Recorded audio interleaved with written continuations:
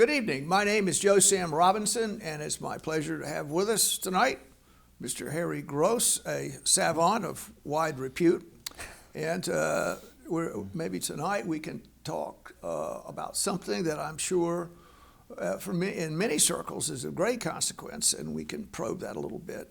So I think today the Trump administration basically, there was an executive order saying that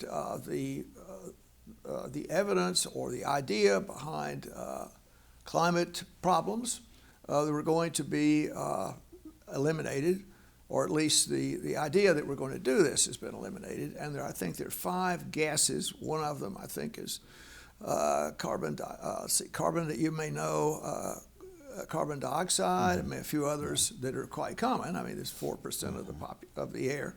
So it's a substantial, this is a really huge thing, I would say, on young contemporary circles, of which it would be fair to say Harry is part of this. And we might discuss this a little bit. I might just make a few comments about the subject before we get into it. So certainly it's well known that the environment can injure people. That's certainly been the case forever. It depends on certain toxins being liberated in the groundwater and air, and this can have very negative impact on people for many reasons. Famously, the London fogs, people with psychological issues, but more than that, or respiratory problems. Cotton mills. There's a lot of issue in that. Living around road construction is a problem. There are many, many things that are out there that can impact health. And other countries have similar problems. I've been in China, and the atmosphere was absolutely apocalyptic. It was just awful. I mean, the air was brown, and the people didn't see sunshine for a long time. There are many other things that happen, and at least a number of them are part of the sequelae of the industrial world, the industrial age, different kinds of population arrangements where people that formerly lived in little hunter-gatherer bands are now in big cities. These things happen. So there have been efforts over the years to correct this, and I think, I'm sure Harry will know more of the details about this, but not so far in the past. The idea was to put in substantial efforts to control environmental problems here around the world, and most of the countries on the earth signed up with this. And there was the mechanism by which the regulations were passed. I think we could talk about later, but there's some issues about that as to how that happened, what evidence occurred. And it might not be as simple as one imagines. The legal requirements to put these regulations in place were maybe at least convoluted. I think that might be fair to say. Well, okay, now having said that, maybe a somewhat neutral opinion. I mean, I'm sure you'll have a stronger opinion about that. But what are your thoughts about this? And I'll ask this to start with. What dangers do the change in these regulations impose on the country and the world as far as that goes? So the list of dangers is long and varied.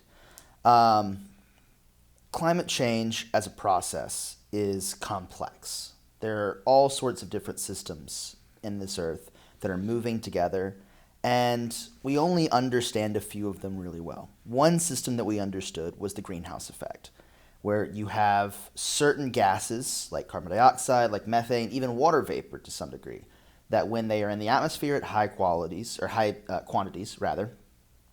can increase warming the temperature, can form kind of an opaque layer reflecting sunlight out, keeping sunlight in, which means it's harder for the Earth to cool down naturally during winter.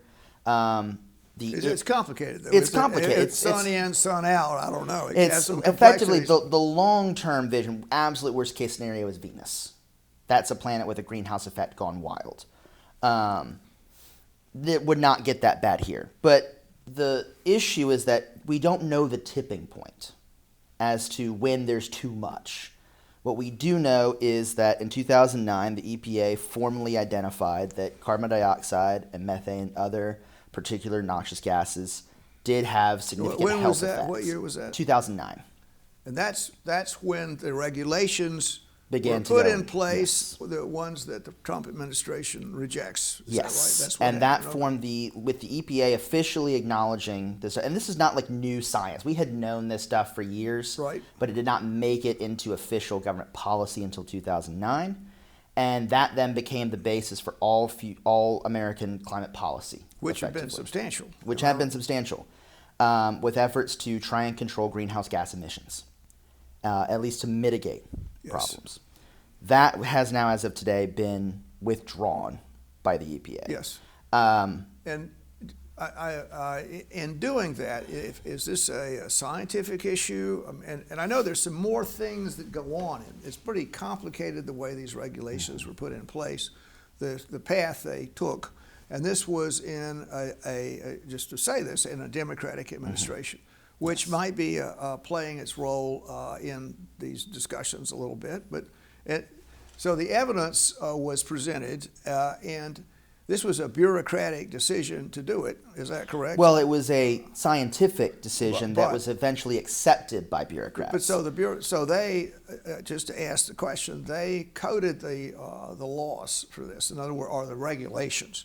So the regulations happened inside the Obama administration. Yes. They happened, and that was it's almost 20 years ago. They were put there, and without going through Congress or any other mechanism. And have there been any challenges? I'll add, and maybe they have. Have there been any challenges on these regulations? Oh, yes. The courts have been steadily chipping away at the ability of the government to regulate things, and it in many ways culminated with the death of Chevron doctrine that Well, allowed why don't the you- government why to don't you- actually issue regulations.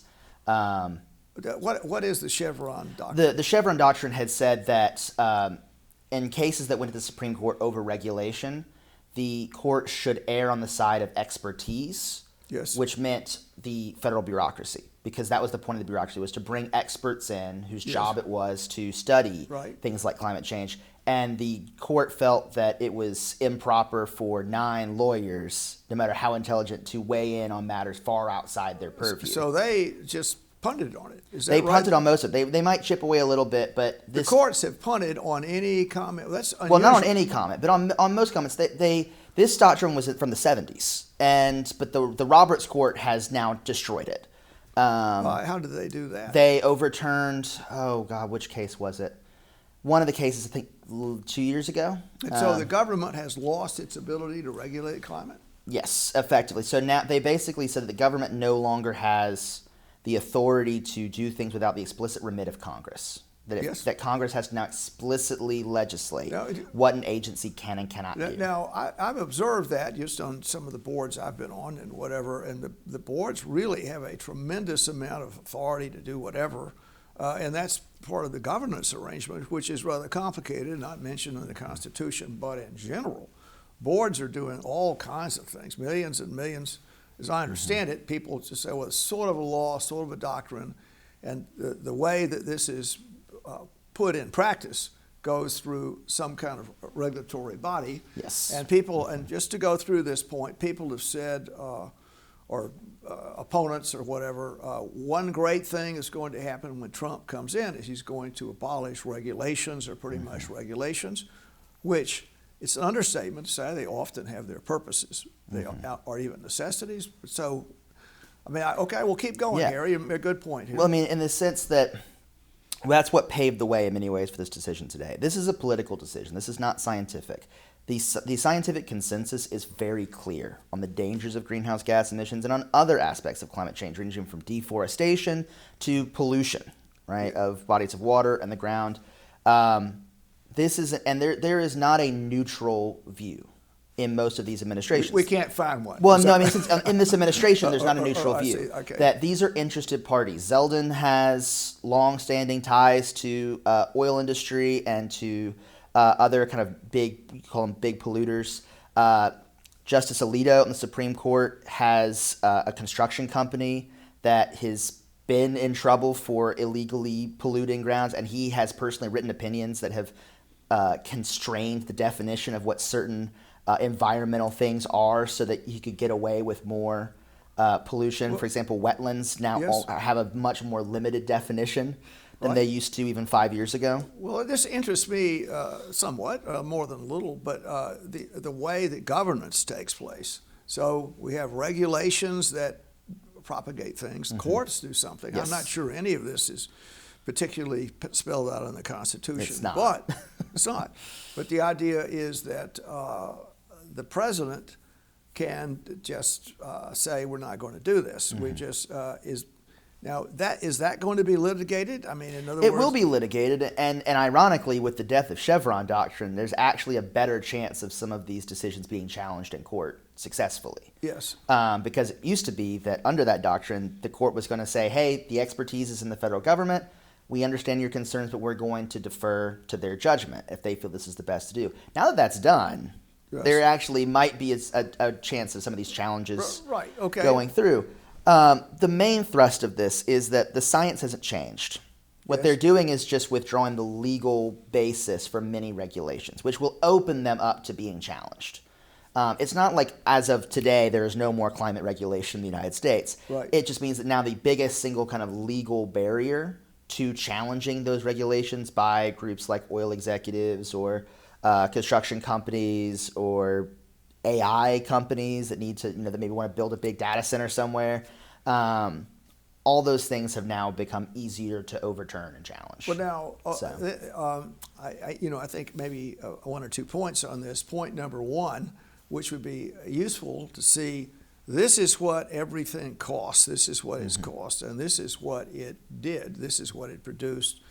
And I know one of the issues that goes on with this, we maybe talked about the Varigel before, but as I understand it, and I'm not certainly an expert on this, but the way that a lot of these regulations were justified was to say that we're going to save whatever number they are. I don't know.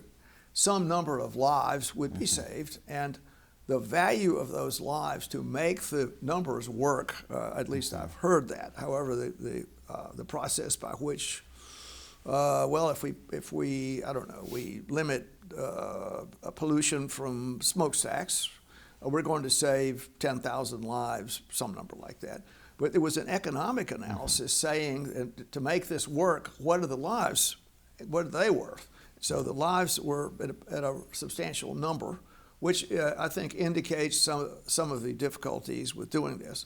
That's one point. And then the second one would be that if we're in some kind of fight to the death with the Chinese, what you could say, is that a good idea or a bad idea? Maybe to fight with anyone might be a bad idea if you could avoid it.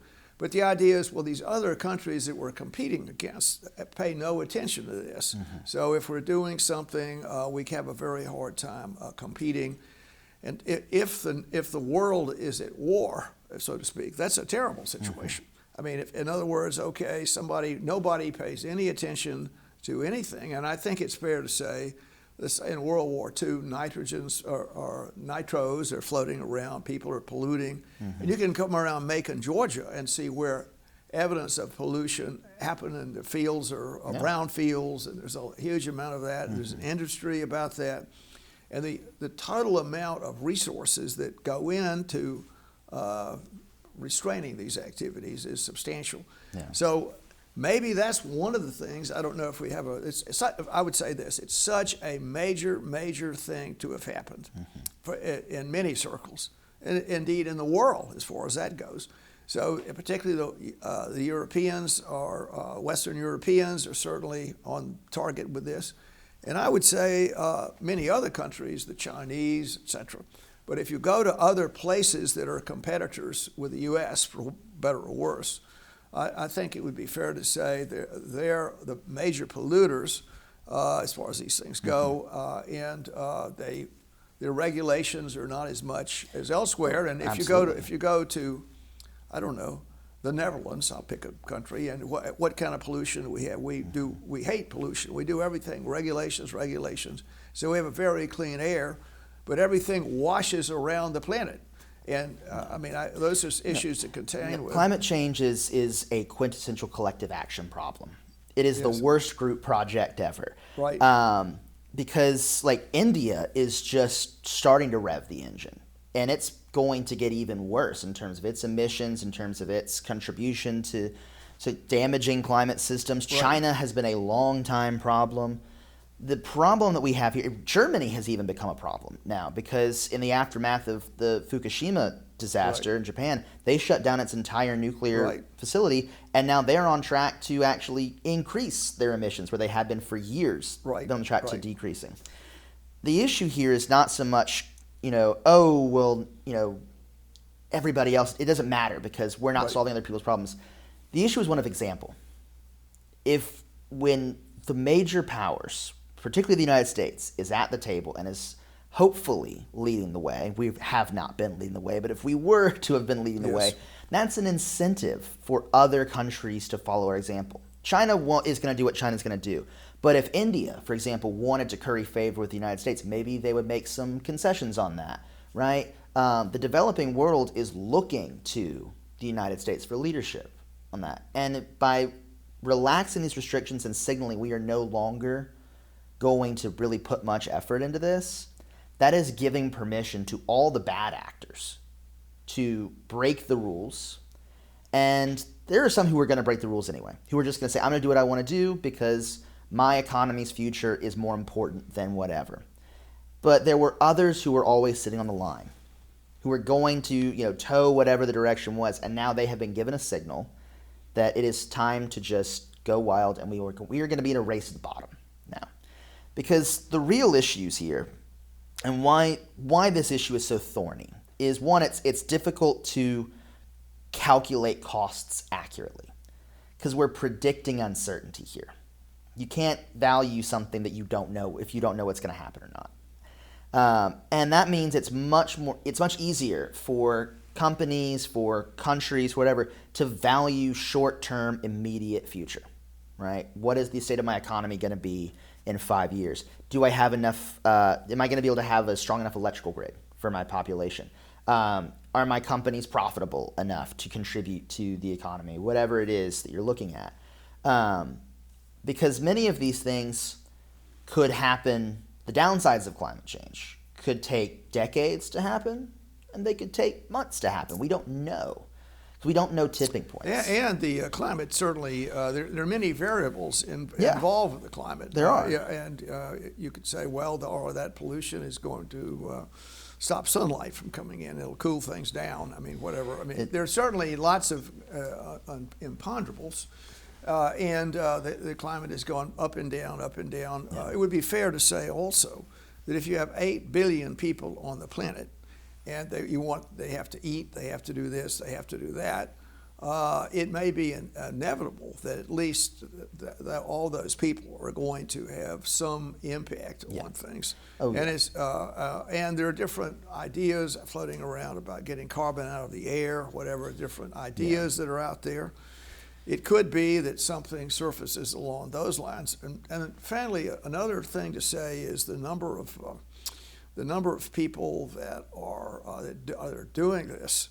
There are not too many in the Western world. There's some, but I don't know that many. What about Mexico? What about developing economic societies? What about Brazil? People are doing this, doing that. And as you said, the first thing, climate is difficult to say, but it seems to have been, I would say, from my experience, it's gotten warmer. And looking at glaciers. So when I hike in the Rockies, the glaciers have diminished. So I think that's a fair statement. And subtle changes can have a big impact. Yeah. Which the question, I will now say this, the question about this is, if you have some global problem like this, and we're seeing examples of nation states, is this the kind of situation we have? And if you have, if the world is a fragile place, I'm not sure it is, but it could be. The world is fragile. The glaciers, if the glaciers melt, and that's the end of whatever it is, eastern seaboard. All these things that climate disasters could happen. They would be pretty destructive. And to respond to that, I mean, the nation state may not be the best way to do it. And then that's one point. The other point is that if the length of time that people brood about these things, so politicians have a notoriously short, I guess, attention span. They're only going to be a few years. I mean, so many, the big bugaboo, fair to say, is President Trump. So he'll be in office maybe another 3 years. What's that? I mean, that's just a cat's whisker of time. That's nothing. And so, and people, I'm going to go to Washington or wherever they go, and I'm going to be around for a decade. I'm going to make a lot of money, and then I'll retire to Palm Beach or wherever I go. But there's no one is worrying about the century and the future, unless, I will now say this, so particularly capitalism. So I could say nation states might be a problem, and capitalism could be a problem. If you're trying to compete with someone and you have a cheaper and a better way to do it, the capitalist system will reward you, and your profit will be on a short-term arrangement. It's just, well, I got a lot of money on selling whatever I sold here. I don't know, coal-fired steel mill or something. What I focus on is the immediate profit, not a secondary negative thing that takes place with the bad things that maybe the pollution has done. Yeah.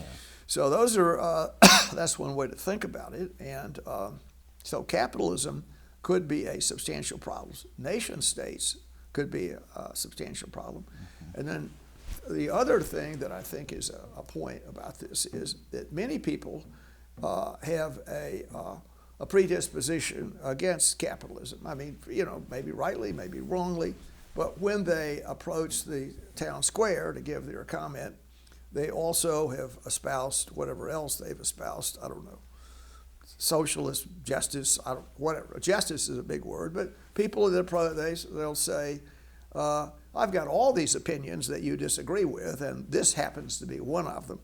So a rejection that takes place by other parts of the world, just saying, well, you're the same guys that are trying to instill nuclear peace or something. Back in the, I don't know, whatever, 70s or 80s, they're going to protest against bombers being produced in Europe. I think you can see my point on this. And it would be unusual also if people are in the real the belly of capitalism, where the benefits that capitalism bestow upon them cause them to be a little dismissive of other opinions. And so that's sort of one of the hookups that's going on here, despite the wrongness or rightness of the idea. Then I think this may be one of the things that's going on presently.